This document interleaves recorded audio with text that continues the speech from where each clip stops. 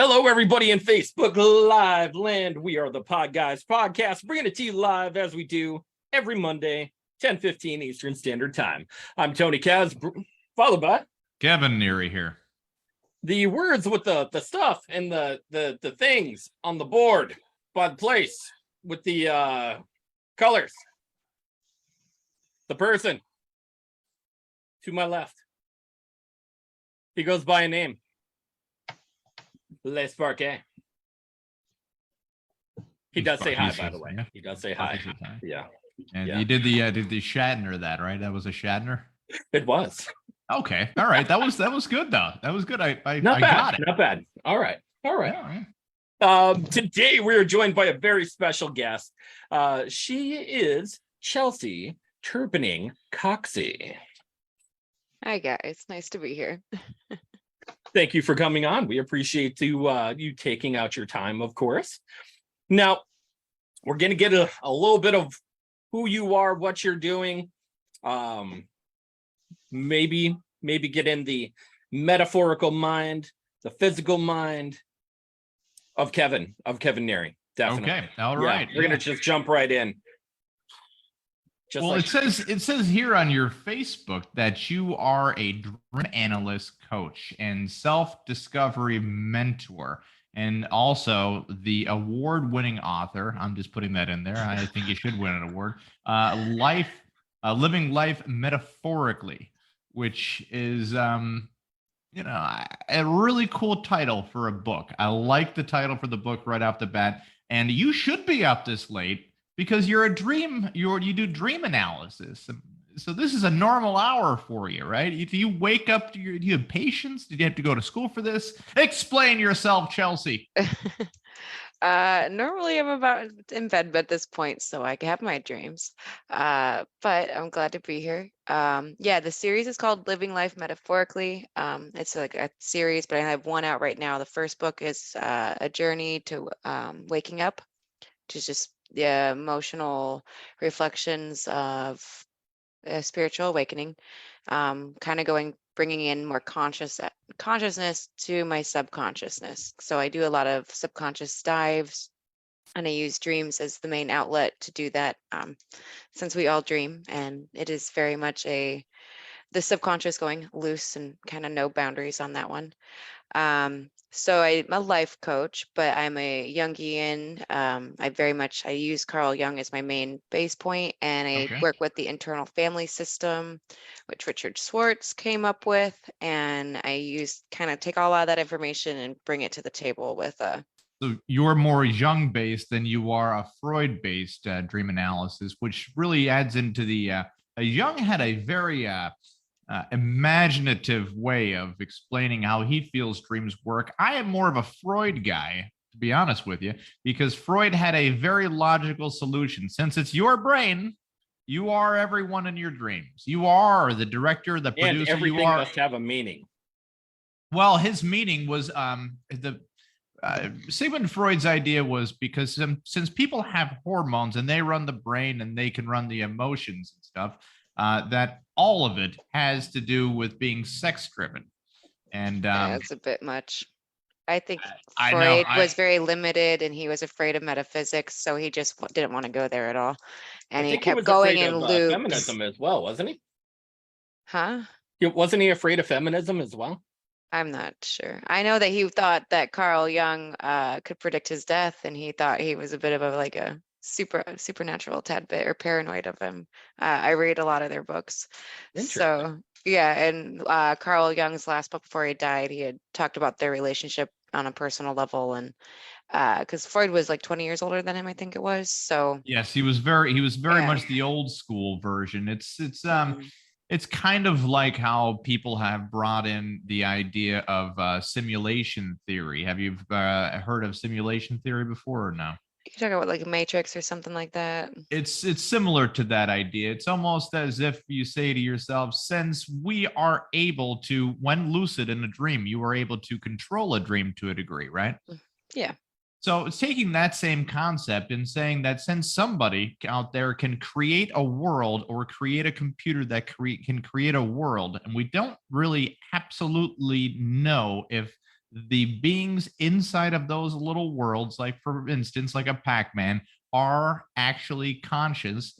In our definition, we could say, no, they're not conscious because we're conscious. But who the hell are we to actually say what is and isn't when we're not really sure if we are or are not, so to speak? It's a popular term. I am old school when it comes to things. Like I like shamanism. I study a lot of history, primitive man, pre-flood history.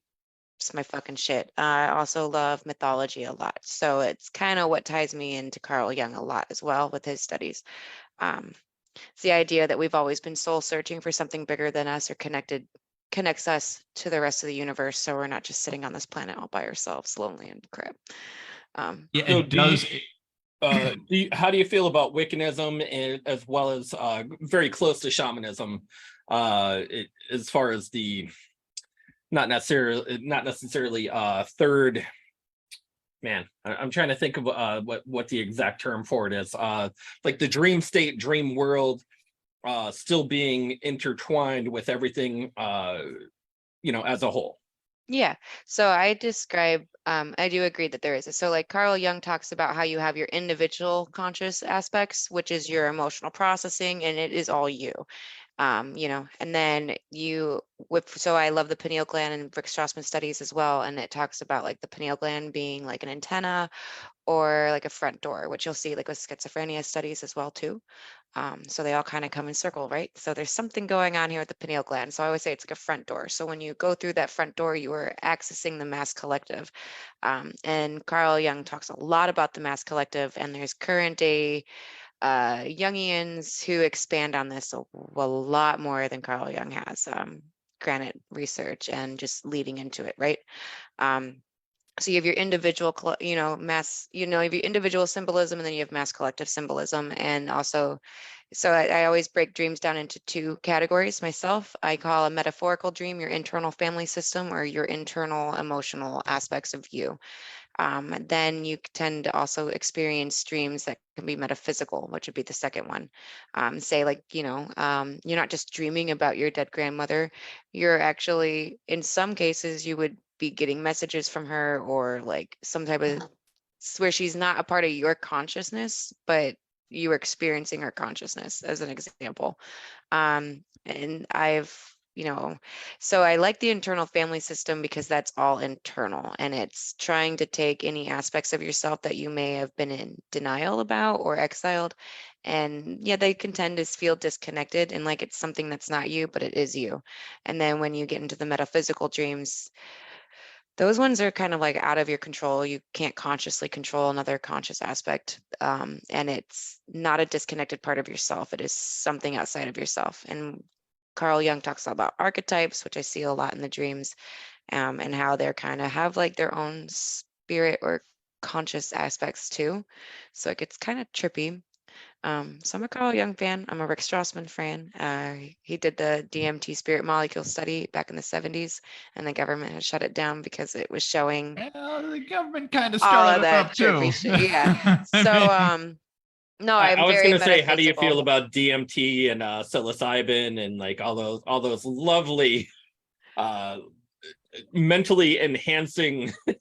They're intense. I've only done DMT once, like maybe 13 years ago, and it was very intense. I've tried other things too, not so much now in my life. And I'm not against them, but I do think that when you are going through psychedelics, just be aware of what's going on, especially with something like DMT, because it does open you wide open to another aspect of metaphysics, and you can be vulnerable with it. So, if you have no idea, just, everyone Did you should be have careful. the? Be Did you careful. have? Wait, Did you have the wait. Is there a beginner's guide for like DMT and I where don't you're just know. like, shit, I'm just gonna try it once just The to first freaking time, obliterate my mind. yeah, before I had done it, I actually read Rick Strassman's first book, The DMT, The Spirit Molecule, and I was watching a lot of his YouTube videos back then. And so I kind of had an idea, but it still did not prepare me. Plus, I was not spiritual, and I really wasn't taking in the fact that it was like an open door. So I was like, I wanted to experience something bigger than myself, and that was intense, but damn. Did you see the machine elves at all or no? No, I had not, but I have a lot of friends who have. But I was like in outer space battling this huge energetic wall that was trying to absorb me in. And so it was weird. I don't think I fully broke through for how intense it was. I think if I would have gone through, maybe let the white wall absorb me, probably. Yeah, maybe. Yeah, you should have just kept taking it. Just kept going with the whole idea right there. Now there are a list here that I have of common dreams that people have, and maybe you can give the interpretation of them.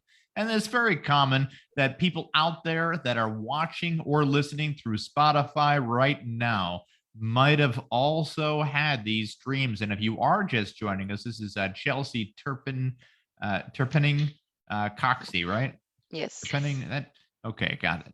Very good right now, Kevin. Doing good. Most common dreams right here. And we'll start right at the top because why not? The dreams people have are falling. Now, what if you dream that you are falling? What does that mean? Is there any interpretation for that? Or I'm not a dream dictionary. I think those are kind of crap. So it all depends on the context and what's going on with the person. What symbolically, say you dream of water. Some people are afraid of water. Some people find water relaxing or healing. So it really depends on the relationship you have with the symbolism. So if you want me to interpret some of your dreams that you could recall even from childhood. I had a weird dream yesterday, and this is perfect. Let's do it. I had a dream about teeth. Okay, what's the context of it? I mean, I have an idea of what teeth, but carry on. Give me more meat. I don't remember the entirety of it. All that I know that I was going to see a dentist maybe, and the teeth were trying to bite me. Which I've never heard that before. That's interesting. It was really weird. It was weird.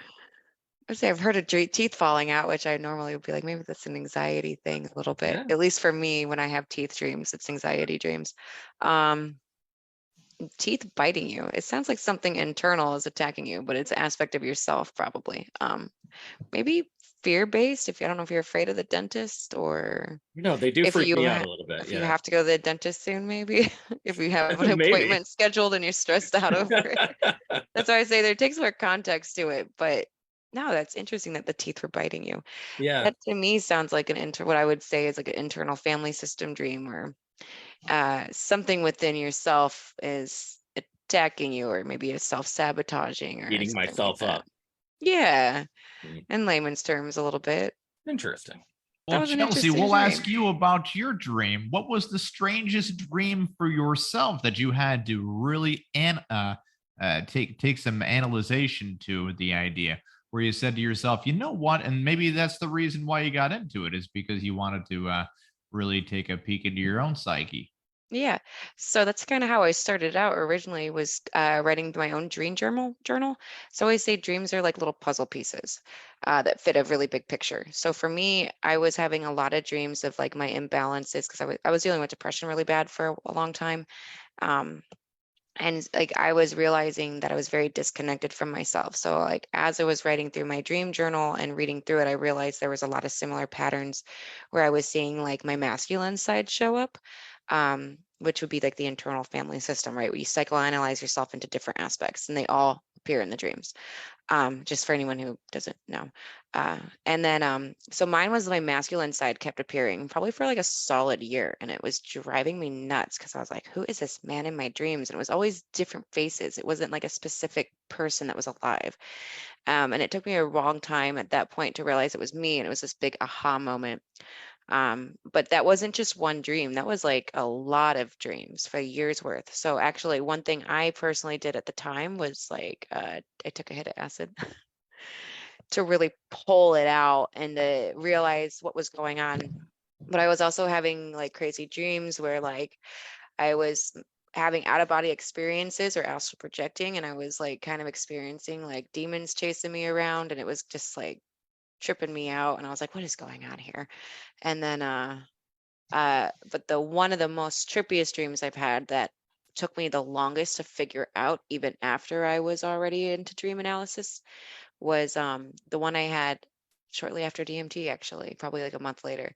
So it was like over a decade old. But this dream sat for a long time, and like I think it was because I was kind of like afraid to admit metaphysics in dreams. So I was like, "What is this?" But I knew it wasn't me. Um, so this one I remember in detail very vividly. I kind of dropped in from the top of the scene, and there was like this cult circle around, and like this gloomy, wet cement room right down under, and like Like a one half, dungeon or kind of, yeah, it was like this weird space, and there was half the circle was in red robes, the other half was in black robes, and the people wearing the black robes were human. And like I dropped in and I was like next to this man, and I could hear him like internally crying, like telepathically, and it was weird, which I wouldn't be surprised if maybe it was myself in a way, but masculine side. But when I looked across, I saw like these aliens in the red robes. And I remember thinking to myself, I know what's going on here, because in the middle there was this huge like portal where they were like, then it felt like it was like gonna twist up your reality or something, like a dream trap suit. you. Yeah, it was like this huge portal.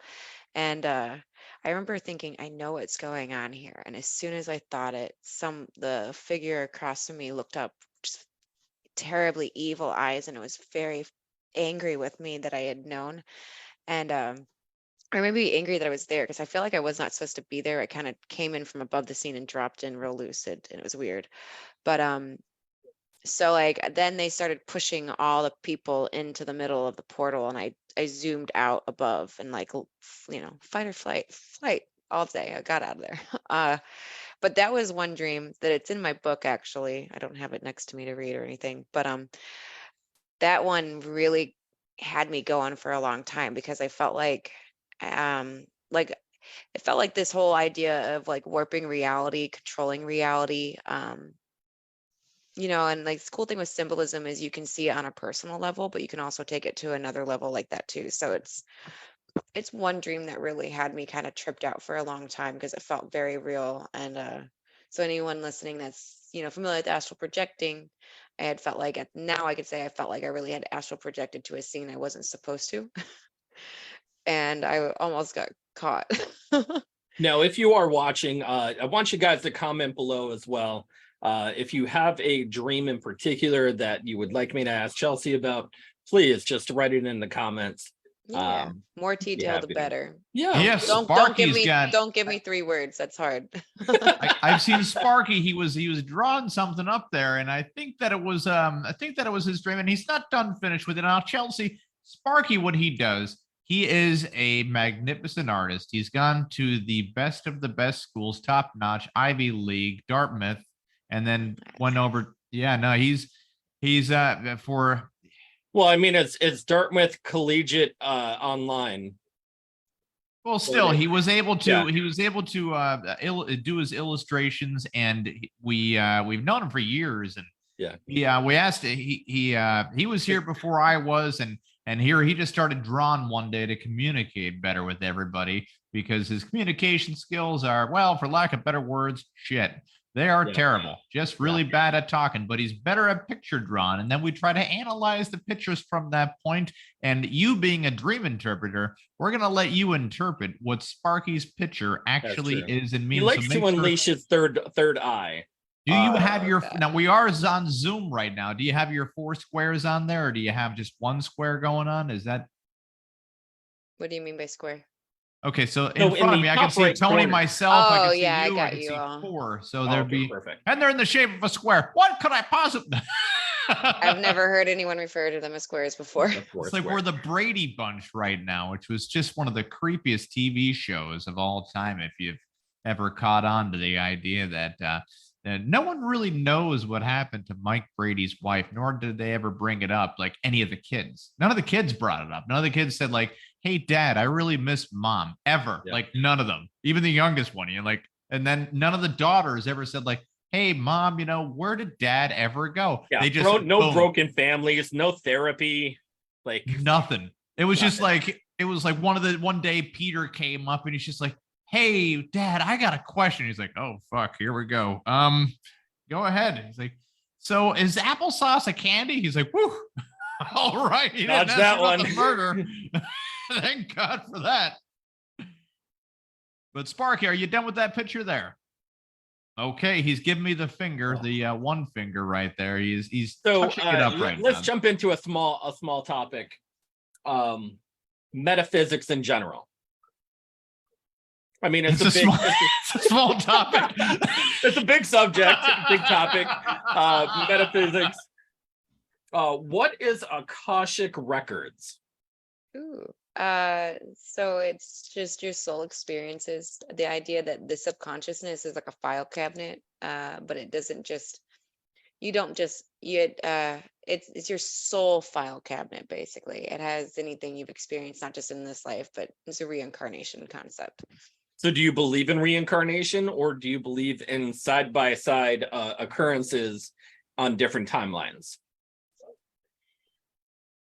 I think at the end of the day, it probably doesn't matter, honestly, because it's how the information is being relayed. I've heard people argue it both ways, and honestly, I couldn't sit there and say I believe this way and not the other way. There's It's a lot okay going to say on. they're There's all a wrong. lot going on with that. No, I don't think they're all wrong. I've had experiences of like past life dreams when I was a kid and stuff, but to say, was I experiencing something that was happening at that moment that wasn't belonging to me, or was it belonging to me? You know what? I got a big There's problem a with the lot past going life on. thing, though. You know, it's kind of everybody's past life always sounds a lot cooler than their present life. You ever catch on to that one? Or it's just like, in my past life, I was an ancient warrior and crowned king after a while. Then I was assassinated. It's like, okay, so what are you now? I work at Target. Like, okay. Yeah. I don't know about doesn't sound like you are getting better there. It's like you're on the deep. Yeah, there's no escalation from there once you work at Target. Maybe society sucks now. We're lame. We're all slave to the trade. No, like the past lives. So I have a friend who's a shamanic healing practitioner. So I've been doing some sessions with her, but I only was trying to figure out some things on depression because I had it since I was a kid. And I just, I understand what was going on in this life, but I was trying to pick up some other patterns and stuff. So like, yeah, those lives were kind of lame, actually. Like they weren't anything awesome. I mean, they weren't like, I was queen of blah, blah, blah, blah. Like, no, I was doing the same shit that I'm doing now in a different life. I always wonder about like the first person to actually ever be diagnosed with the word depression, where they came up with that, right? Where two guys are just like working, and then one guy says, "Hey, you never smile," and he's like, "Yeah, I've just been like this forever." And he's like, "Whoa, what do you mean forever? It's like a forever sadness," and then they had to come up with a word to describe that idea. But yeah, it's just basically being very unhappy with your life and environment, and maybe it's not or maybe not even just that. It could be there's a lot of things. That's like a whole nother topic. But is it possible that people could be reincarnated as what I suspect they would be, like cockroaches? I would imagine it could be anything at this point. If everything is a conscious level and exists in the universe, you could be an alien who's reincarnated. You could have lived on another planet and then come here.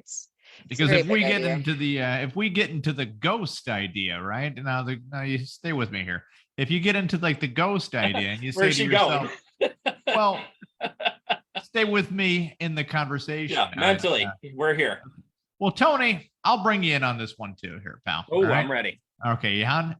All right. So if the Terminex guy comes over and kills off all the cockroaches, but then you still hear them, is that just the cockroach's ghost you're hearing? Maybe he did do his job. And even worse, say you have one of those dreams, they call them wet dreams. Did a ghost just violate you? How we're like, no, that's not a thing. A ghost could never do that. I'm not saying it couldn't happen, but I'm going referring to the cockroaches. If the cockroaches are all dead and you're still hearing them, I think that's just built in. That could be the haunting of the old cockroaches. But I do work with the spirit realms, like the 1D and the 2D were the 3D. 4D would be where the ghosts are. 5D would be like spirits, anything of higher consciousness. I talk a lot of aliens show up in dreams. we get into some trippy ass shit. And we do have some people that come on here. Demonology. Yeah, we got they talk the about whole the nine yards. the interdimensional vampire pedophiles. Have you heard about that thing before? Succubus or whatever. The Yeah. succubus. Yeah. Those are. I think that's called Kim Kardashian. If that's not In physical form. there's only one left. Damn that succubus.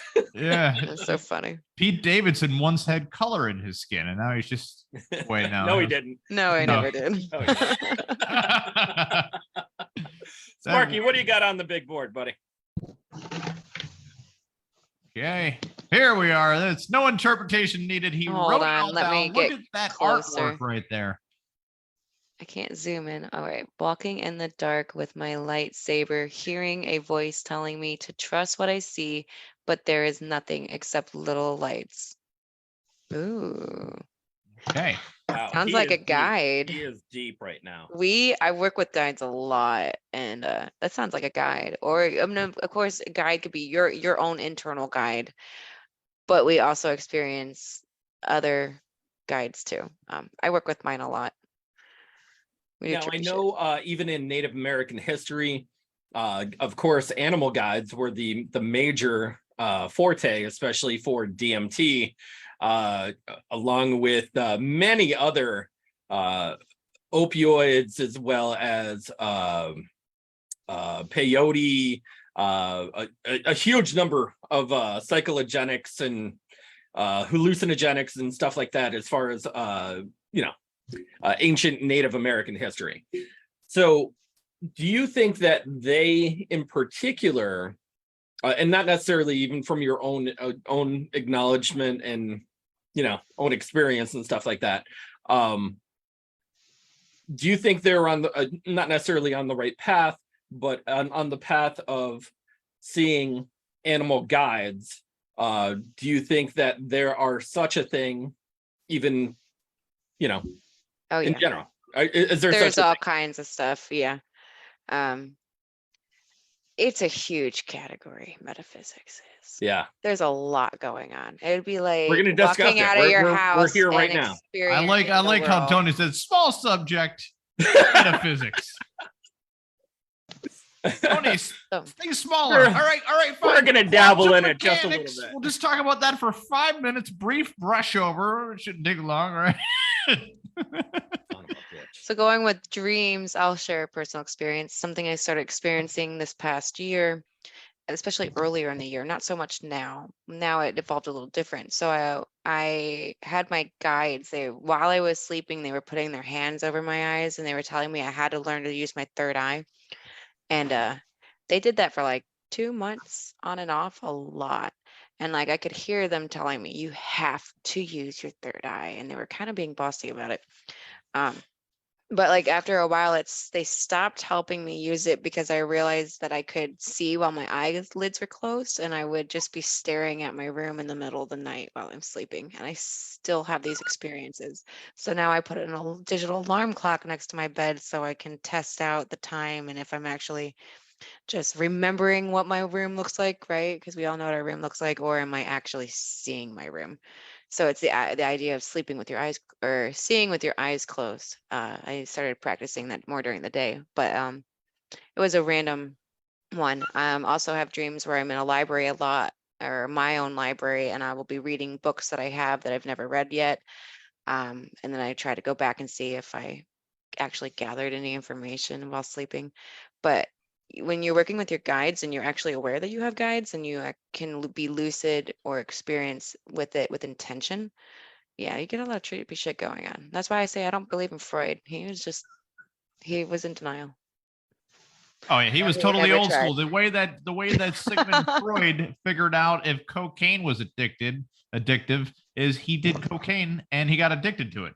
He did it He's every like- day, He's apparently. like, Yeah. oh man, I don't know. Yeah, I'm he gonna did have to a keep cocaine trying. issue. Hey, bump Further time. studies are needed. Further studies are needed. Doing it So- for humanity.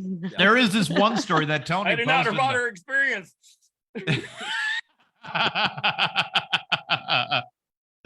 Freud, I think you invented crack. What do you got here? Because he had a little pipe thing going on. So Tony actually posted a story in the Podguyz Podcast Facebook fan page right here. It says, and it's kind of trippy. It says it's a woman that claims, it says, here's the headline. It says, I had sex with a ghost every night for 20 years, but I dumped him when I saw he had fangs and the face of a gargoyle.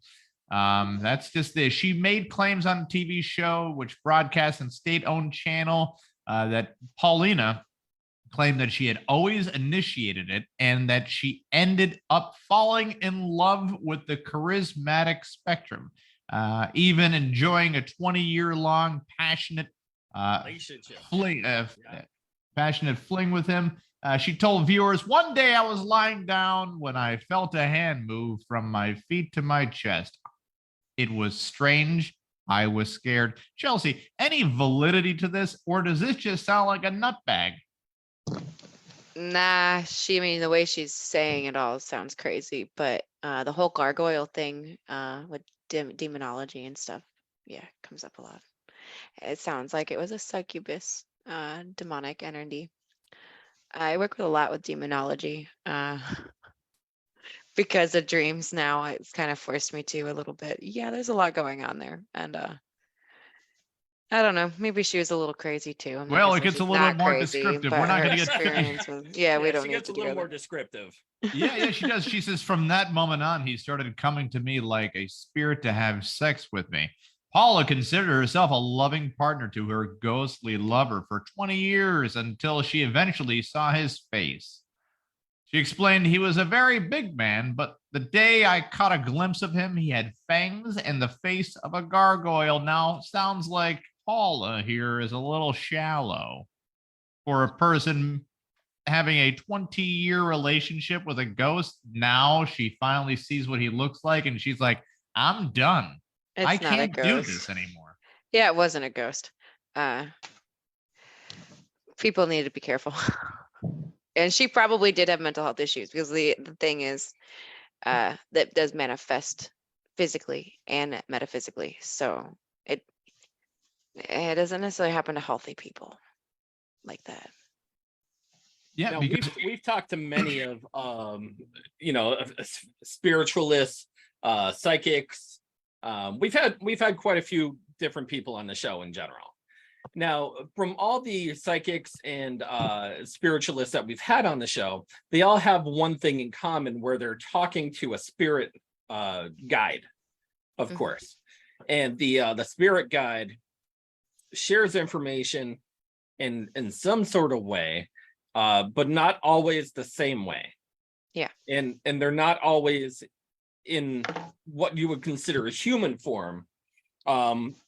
They could come in any form in general, ranging from light to an actual person. Yeah. That's true. What is your spirit guide? Does it have a form or does it not have a form? Half the time I don't really see them. It's just like hearing them or their hands. But so I've seen them a few times, and I don't know how familiar you are with alien races, but mine are Pleiadian, which this is why I say we get into a lot of alien stuff and dream analysis. There's a lot of different species, but mine are Pleiadian, which are basically look human, but they're like super tall and very light colored skin with long ass hair usually. Now I sound crazy, but if you experienced it, you know what I'm talking about. If you have not, I sound crazy. Sparky's got something crazy to show our viewing audience, and we'll try to describe it. Yeah, before we get into the Anunnaki, Sparky, what do you got, buddy? Well, I found out that we actually have a celebrity that knows how to use their third eye. Oh my God. Are you sure we have a celebrity that knows how to use their third eye, Sparky? I don't know how true this is. Your validity sucks, Sparky. I know it does, but you're going to believe this one. How can you see them, Madonna? I used my third eye peekaboo. Now, if for our non-viewing audience, we are once again referencing Madonna's vagina as a entity and of itself, basically. Yeah, it is a life form of itself. Now, the one person in the back is saying, do not look at it, because if you look at Madonna's vagina, you become consumed with it and you become a part of it, like the picture from the movie the devil's advocate from the background thing. You just get sucked right in there. It's the only thing keeping. Now the real Madonna has died, and the vagina has taken over that body realm. So that's why it looks like she's puffier now in the face. No plastic surgery. We believe you, Madonna. But yeah, that's what happened. Yeah. Yeah, I have to say that's kind of weird, but Yeah. And you've heard some weird stuff in your I've life. heard some weird stuff, but I do know that not everyone. So people, something negative could still be a guide. So you need to make sure that like you have a good guide or a guide that comes from light and not something pretending to be your guide, which would be like that whole term false light, basically. Usually it's something demonic pretending to be good, to do stupid shit with your life, basically, and your belief system. Maybe that's what she experienced. That was kind of what I was hearing. Now, I guess my follow-up question is going to be like, so you talk about an alien race, and I'm sorry, what was the name of them again? Oh, just the one Pleiadian. I don't know. Pleiadian? Pleiadian. It's Okay. spelled weird. I know that the Anunnaki have been talked about through history as far as a large race of human-like people, giantism. There's been thousands of unearthings of large giant-like people all across the world. And is that any particular like following of that particular race, or is it do you feel like it's They're not the same, but there's a lot of races, like a lot. So like from what I understand, Anunnaki has been a negative influence that's kind of goes along with the Illuminati and a lot of those conspiracies and stuff. Pleiadians are more enlightened species or race. They're here to kind of help the spiritual influence of like humanity, as well as like Arcturians,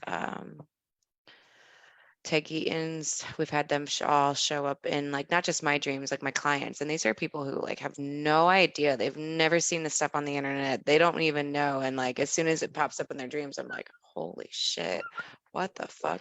And they're giving history lessons on humanity. But it's not just one client. It's like little tiny puzzle pieces that coexist with this other client who's telling me another story about it. And it got to the point where 3 different clients who had never spoken to each other were all giving me different bits and pieces of the same history lesson, basically, from the good aliens, basically. But just like there would be good and bad, right? They're not all bad, but they're not all good either. So like, I mean, even through the course of humanity is self-deprecating, self-destructive in every way. They talk about wars long ago, like pre-flood wars, why the Earth's tilted or had issues, where the Great Flood came from, weird stuff like that. There's a lot going on. That looks, that's a Pleiadian right there. That's what they have on the wiki. That kind of looks like you right there. I don't know.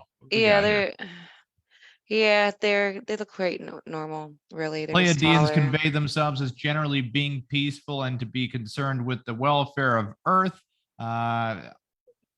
Contactees often claim that Pleiadians are interested in the future of our planet for an ecological and sophistical perspective, transmitting messages about environmental sustainability and the prospect of world peace. Sounds like a pack of tall hippies to me, but that's all right. It's a positive apparently message. Eisenhower met the Tegians and he basically called them space hippies. So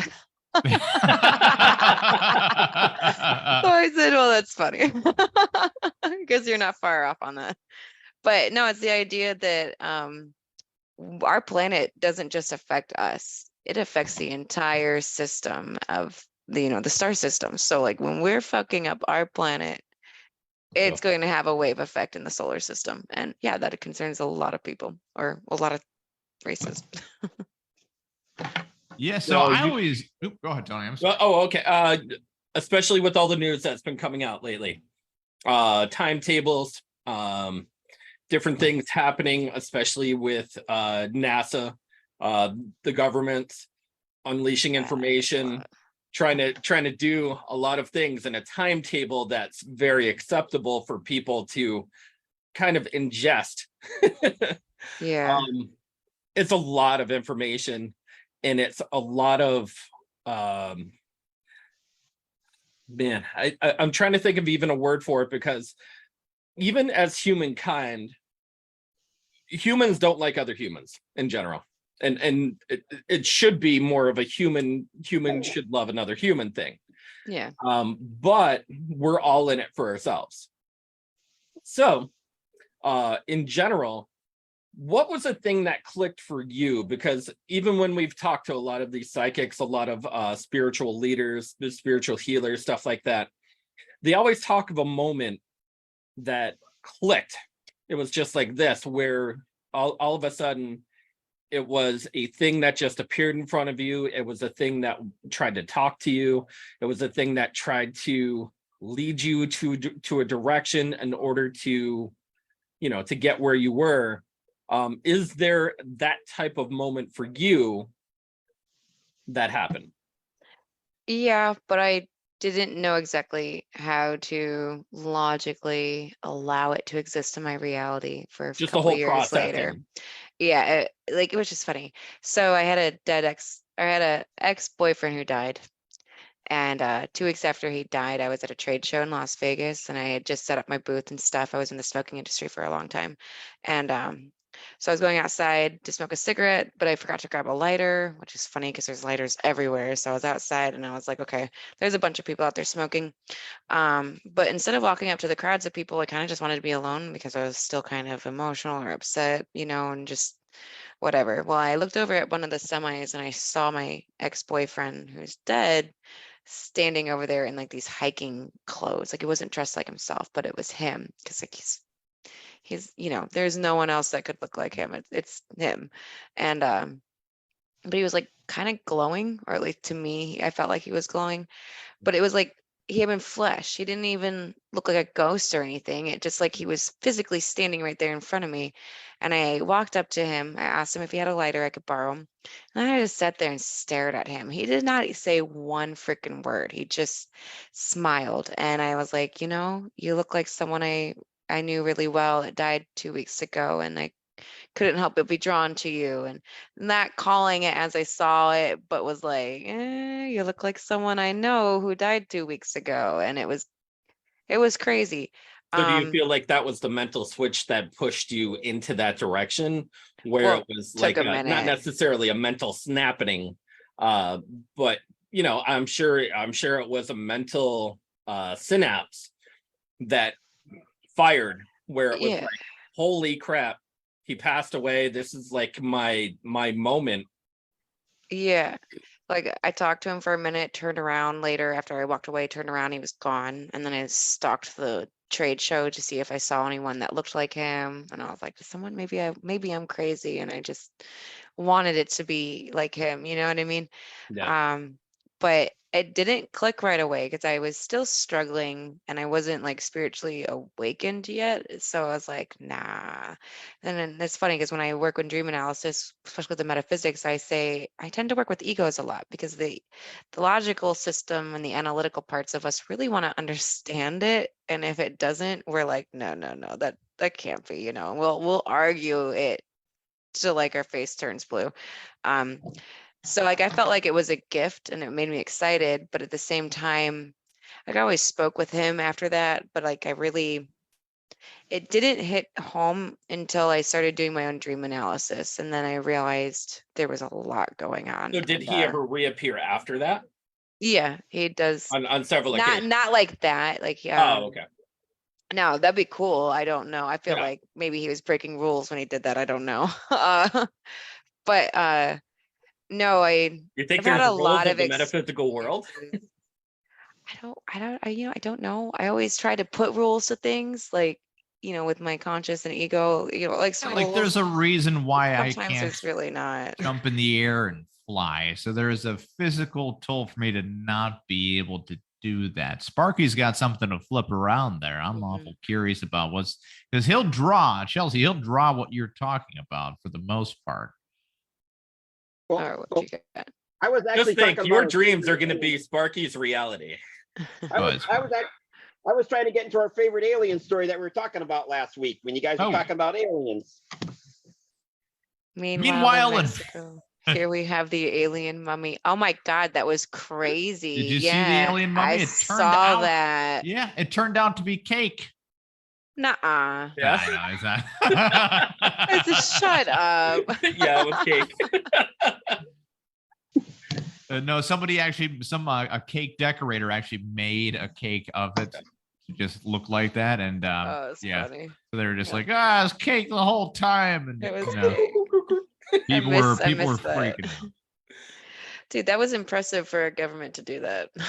I like how Mexico can somehow preserve that body for so long. Yet when it comes to, I don't know, paying a fair wage, man, they're like, we don't know what the fuck we're doing now. They're like, they're corrupt, but they're not that corrupt. It right? just reminds me of that old poem that it was in 1970, the poem was written, forget who the poem was. They can steal an alien, but they can't steal the border. It was called Whitey's on the Moon. Where, yeah, great, you landed on the moon, but we're all starving and dying down here still. But hey, hell of a job. Yeah, it sucks. Priority list is a little backwards when it comes to Mexico, but they got the guy. And the weird thing is, no sombrero, so he wasn't Mexican. That's the first thing. Yeah, that's true. There. No poncho either, so this is how you know it was not. No piñatas, no tacos, nothing. This is the thing I have a problem with, Chelsey. We are now Sparky's put up there for any complaints, the Podguyz Podcast at gmail.com. Give us all your complaints if you'd like. And this is the problem that I have right now. We're only getting the aliens that suck at driving. Like they're always crashing. Shit. All of them. Like they're so advanced as a species. Yet, man, when it takes that right turn, which some people are being a little racist about it and saying, these are just evolved Chinese women from the future. They can't drive so well, but they sure can time travel. It's if that's not blending stereotypes. There's no such thing as time travel, Kevin. In the future, they only time travel. Yeah, you know what? In the future movies, they don't have any time travel mechanism because they're like boring. Oh, wait, all time travel is basically a fucking cheat code for all movies. I'm sorry. Tony, as much as I do, when Endgame was coming out, I said, I don't even need to put up the thing one more time. I told you, Tony, I said, I don't even need to see Endgame. I don't even need to see the Avengers Endgame. I already know what they're going to do. They'll throw stupid time travel bullshit in there. Since it's owned by Disney, no one ever really dies unless, they'll never show the death, but they also have to orphan the child at the beginning because let's manufacture some kind of plight the kid might have or whatever the hell. It's the same bullshit that they'll constantly do. But regardless, Chelsey, do you feel that the aliens are living somewhere in Antarctica? Probably. There's a lot of history on that, actually. It gets really cool. It's a wormhole of information, but there's a lot of cool stuff going on. Wormhole? Where else would you go where the humans aren't going to go ever? We're not going to go there. It's supposed to be in the middle of the earth. Agartha ideas. It's like, for me, I like to stalk old folklore from Netherlands, Vikings, I think, and Vikings and stuff. They talk about a lot of these deep holes in the earth that will take you kind of like into the center and how it's like a hollow bead, basically. And there's giants and all kinds of big fruit and crap down there or whatever. It gets really interesting. I can't remember the exact story, but it was like a fisherman and his son got stuck in a really bad storm, maybe a hurricane. I don't fucking know. But they basically got lost and ended up in this Agartha or inner Earth. So I do find it fascinating. I'm not gonna sit here and say it's real, but You I don't can't. know. You After can't all just, my you know. research a little bit, I'm like, there's something going on. And the fact that Hitler was obsessed with it and sent Nazis all over the fucking planet looking for him. Yeah, Hitler was obsessed with a lot of things that he shouldn't have been Yeah. obsessed about. Okay, like I he was get obsessed that. with That's why I blonde hate to hair and say blue his name, eyes, which a but lot of guys are into blonde hair and blue eyes. That's just a thing. He was also obsessed with, I don't know, that whole genocide of the Jewish people. You know, it was just yeah. He you know, was, just Kevin, because he was Hitler's got his twisted. hand in there. Kevin, I find that Kevin, you gotta be interesting because nice. his mother was Jewish. So I always thought he had like some serious mommy issues or something because that's fucked His up. mother was supposedly the only person that loved him, and you know, But he goes because- and kills anything with her DNA in it. well, that's the thing. They That's were messed up. they were trying to show Mommy like didn't how love me. they were trying to That's show like- like the I saw this thing how the differences between of all the presidents that were kind of like Hitler that we've had here, and Yeah. Donald Trump is probably the furthest away because his parents, you know, didn't like him at all, right? To the point where they just said, go to boarding school. You are annoying the hell out of us with your Lego wall. Who wants to see your stupid Lego wall, man? You're fired. It wasn't me. It was the Mexicans. No, Donald, it was you who took the last cookie from the cookie jar. Ask the maid. She's got her eyes on the cookie the whole time. You know, and he never really grew up from that point because that when parents reject the children, they throw them into the military school. They were like, "Hey, Donald, what did you learn in military school?" And he's like, "I learned how to snitch on everybody. Nobody likes me there now. Fuck them." So, but the one person that actually did kind of resemble what Hitler was about would be George W. Bush, because, well, let's face it, he's painting corpses now. That's fucked up. Who does that? You didn't see that? No. What George W. Bush is that's a doing, good one. I know what you're thinking. What would a war criminal do on his time off from not being a war criminal anymore? Well, from not being actively in the chair. So he said to himself, "Oh, I know what I'll do. I'll paint every deceased soldier and then deliver it to the parents. It'll be an honor for them." I'm thinking to myself, what the fuck is wrong with you? You mean you're the guy responsible for their kid's death, and now you're saying, "Hey, look it, I painted a picture of him." Look at this great remembrance of your loved one. I'm gonna deliver it to you.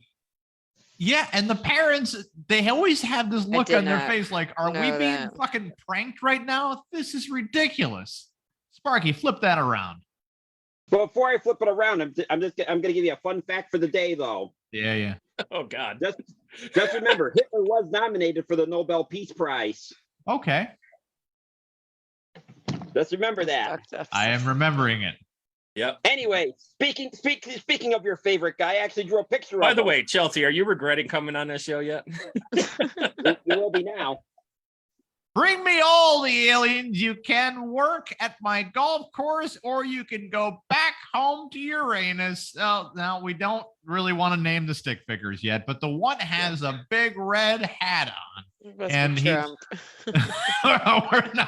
we're not endorsing. We're not going to candidates name here. names. No, we can't. Okay. But if you think it could be Trump or something he might say in stick Yeah. figure land. Yeah, he said, "We're going to make aliens great again." No, Donald Trump is the kind of guy that goes to Area 51 and questions why they only have an RC cola machine. People like Coke. You should have a Coke machine here. And it's like, really? You know what? That's a terrible question. You're here. I don't know, man. It's just when you put the dumbest person in the highest position, something weird's going on behind it all. We've had too many instances of that happening. Obama was very articulate when speaking, but he never really gave any answers. They're like, "Hey, Obama, you want to drink the water?" Remember that whole water drink scenario, Chelsey? They asked him if he could drink the polluted water, and he like had to touch his lips, and then he's like, "Oh, see, it's good. It's fine." It's terrible. On camera in front of like 5,000 people. But yeah, dude, it's Kevin, yes. Kevin, weren't you the same guy that yelled over to Sarah Palin and asked her if she could see Moscow? Yes, we actually have a city here in Pennsylvania. We have a city called Moscow, Pennsylvania. about 10 miles out from Avoca Airport. So I screamed out to Sarah Palin, who was coming out of the plane, and then she ended up giving a speech at the airport. I screamed, "Hey, Sarah, can you see Moscow from here?" And she said right to the microphone, she said, "No, Moscow's not in Pennsylvania." And then you have all these older Republicans there ready to give directions to Moscow. And they're all murmuring at the same time, like, "Oh, no, you go up 309.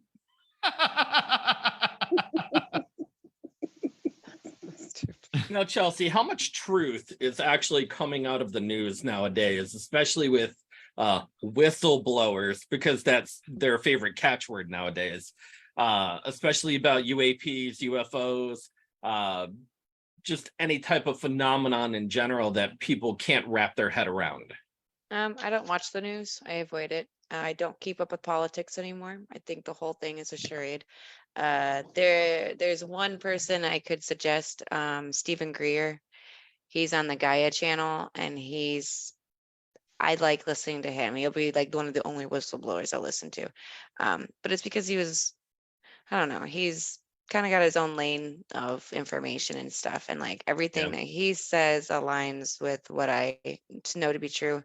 And then he also says like the government's going to try to manipulate the whole alien thing, make it the way they want, how they're going to want to go to war with aliens because, we can't go to have space adventures unless we want to war them. So I'm like, okay, basically just saying that the government's going to like fake alien stuff. So like I did see something a couple months ago that was on the news where like these dudes were, I don't know, people saw this alien type furry thing in their backyard, and they were just like, I saw that. they weren't even scared. They were like, "Oh, look, an alien. Oh my God, an alien." And I'm like, dude, if you saw an alien for real in your backyard, you'd be fucking losing your shit. That's not even a real reaction. I was like, they're in Vegas there, Chelsey. They've seen a lot. And there's been several sightings in Vegas, by the way. okay, That's cool. the thing.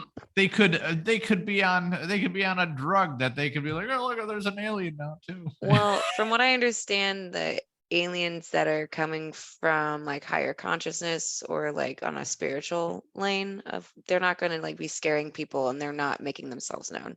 So whatever is doing that, bad vibes, bad juju vibes. You would think that kind of stuff would stay in Vegas, right, Tony? I thought so. What goes on in Vegas stays in Vegas. Sometimes it follows you home. That was Get a probably divorce a year later.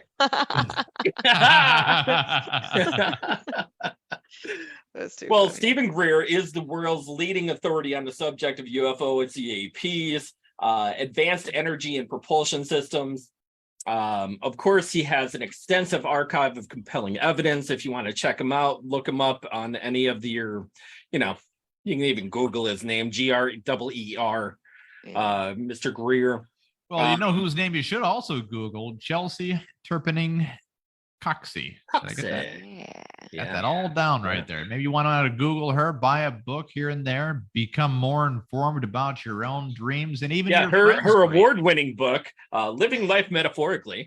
Yep. She won the Podguyz Podcast Award of the Week, called the Book of the Month. It is the Book of the Month.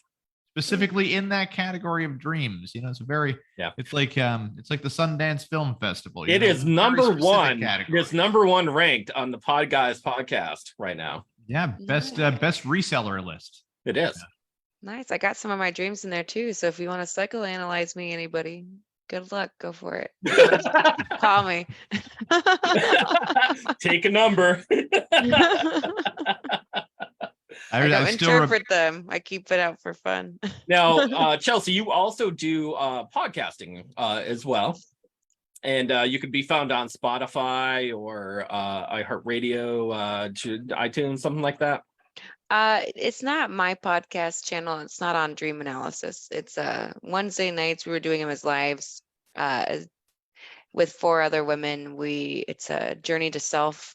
And we cover a lot of topics. So like this week we are talking about dreams. So they picked one of my topics. Of course, I do the dreams. Yeah. And they go live on Wednesdays.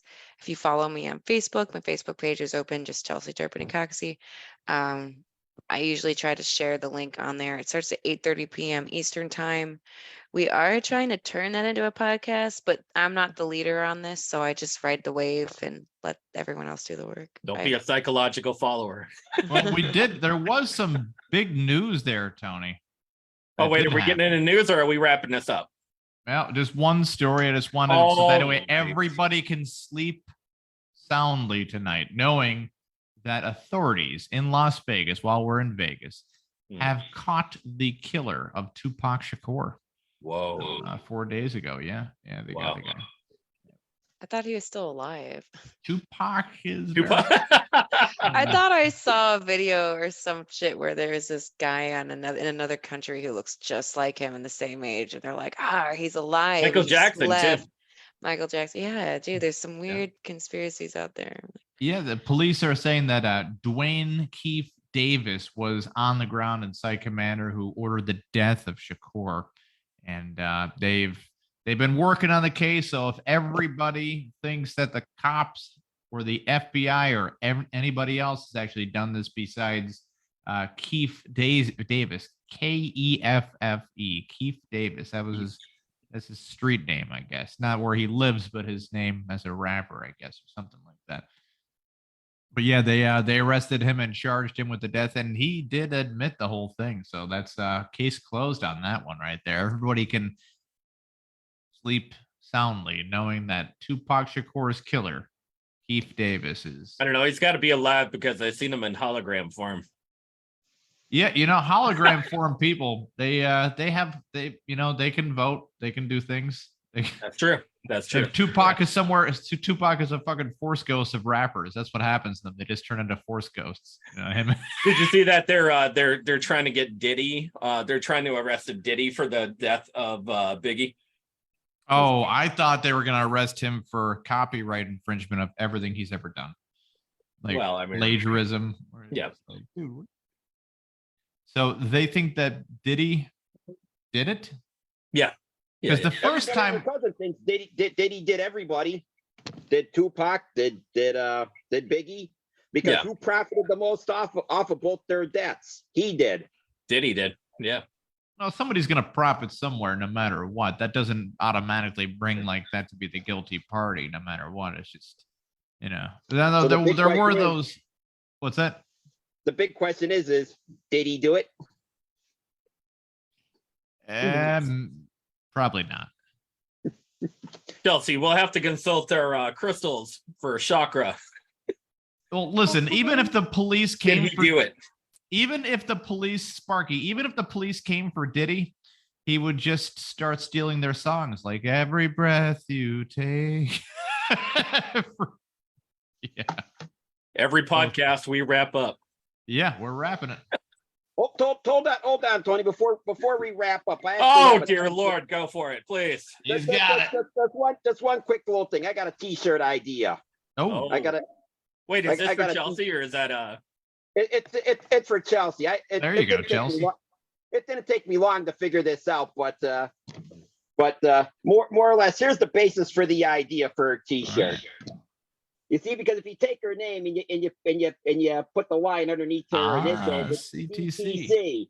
CTC, scan your dreams. There you go. That's cute. Nice, thank you. I have to keep that in mind someday. That's gonna be the next book out there. You put the author's name first, you promote yourself, and then Scan Your Dreams is the name of that. That's not a bad idea, Sparky. That's 4 stars right there out of 5. Witty. I like it.